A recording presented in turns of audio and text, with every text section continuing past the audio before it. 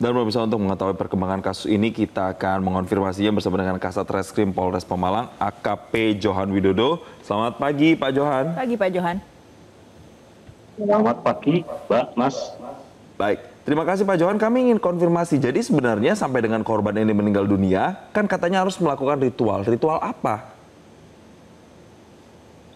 Jadi gini, berdasarkan keterangan tersangka bahwa korban ini diperintahkan untuk melakukan ritual. Itu ritual terakhir, karena sebelumnya sudah ada ritual-ritual yang dijalankan. Kemudian ritual terakhir ini dikasih berupa minuman kopi yang notabene sudah dicampur dengan racun jenisnya apotas, itu menurut keterangan tersangka.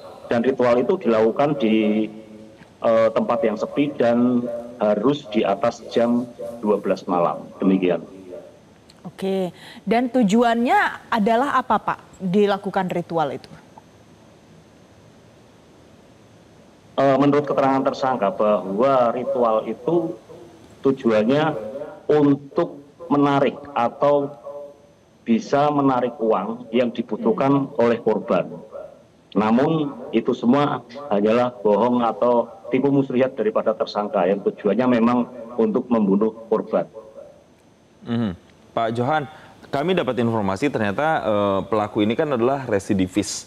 Jangan-jangan ini bukan korban pertama, tapi sebelum-sebelumnya memang sudah ada korban-korban serupa yang menjalani ritual kemudian meninggal dunia seperti ini, Pak. Oh ya, jadi dapat kami jelaskan bahwa di tahun 2003 di wilayah Kabupaten Tegal, tersangka ini pernah meracuni atau membunuh pasangan suami istri yang pada saat itu modusnya sama, ritual pesugihan atau penarikan uang atau penggandaan uang, di mana kedua korban diberikan minuman yang sudah dicampur dengan racun. Saat itu memang sulit pembuktiannya karena kurang alat bukti sehingga korban lepas, tidak bisa diproses. Kemudian di tahun 2004 ada lagi korban 5 pasang suami istri. 5 pasang berarti ada 10 orang.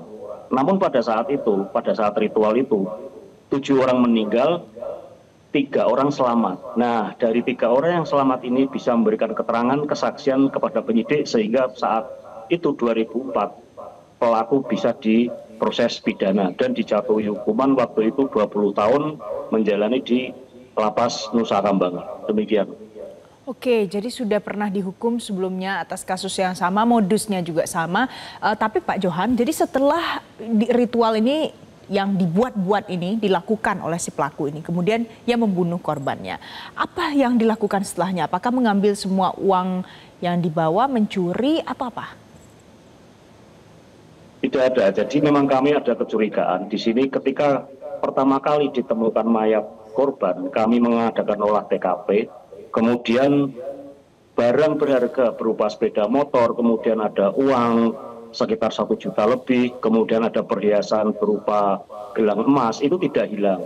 Namun di sini yang hilang adalah handphone, telepon genggam kedua orang korban ini hilang, sehingga kami menaruh kecurigaan bahwa ini tersangka ini akan menghilangkan jejak sehingga kemungkinan dia supaya polisi tidak bisa melacak kematian daripada korban ini. Baik, tidak ada barang-barang yang hilang, hanya handphone begitu ya Pak ya. Tapi apakah saat ini sudah diamankan, sudah ditangkap? Kalau sudah, dari keterangan yang disampaikan, apa berarti Pak motifnya Pak?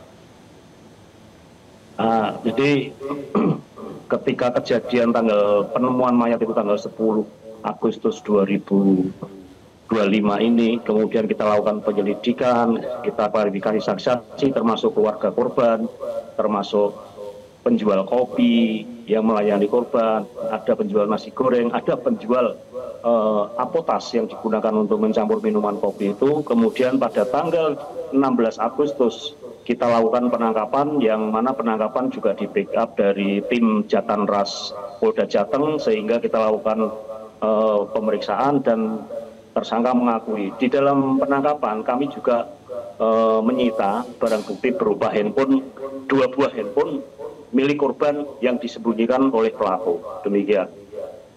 Oke. Sekarang apakah ada calon korban lain yang juga sudah mungkin didekati, diiming-imingi bisa menggandakan uang dan juga dirugikan karena pelaku ini, Pak? Jadi sebelum kejadian, kami dalam melakukan penyelidikan atas penemuan mayat tersebut, kami sudah minta keterangan beberapa saksi, termasuk saksi calon korban waktu itu. Yang mana calon korban waktu itu dirugikan 20 juta ketika diminta kembali uangnya, si pelaku ini mengajak ritual lagi dengan cara bersama-sama minum kopi. Namun korban ini, calon korban ini curiga bahwa kopi yang akan diberikan kepada si korban ini sudah dikasih racun, karena korban ini mengacu di tahun 2004 yang pernah dilakukan oleh pelaku. Sehingga pada saat dikasih kopi, si korban meminta tukar gelas dalam arti gelasnya si korban ini ditukar kepada gelasnya pelaku untuk si korban. Namun saat itu si pelaku menolak, sehingga menambah kecurigaan si korban bahwa kopinya sudah dicampur racun. Disitulah terjadi perkelahian. Nah, kenapa waktu itu tidak dilaporkan? Ternyata setelah ada perkelahian itu, si korban meminta uangnya kembali kepada keluarga pelaku dan diberikan 20 juta, sehingga dia tidak melakukan pelaporan. Demikian. Oke. Berarti apakah ini hanya bekerja sendiri atau ada pihak lain yang membantu, Pak? Dan tambahannya terakhir pertanyaannya, potensi hukum yang akan dikenakan terhadap pelaku ini apa, Pak? Jadi untuk potensi hukum, kita terapkan 2 pasal, yaitu pasal 340 KUHP, di mana pembunuhan berencana yang ancaman hukumannya hukuman mati atau seumur hidup, dan pasal 338 atau pembunuhan yang ancaman hukumannya 20 tahun penjara. Demikian. Baik.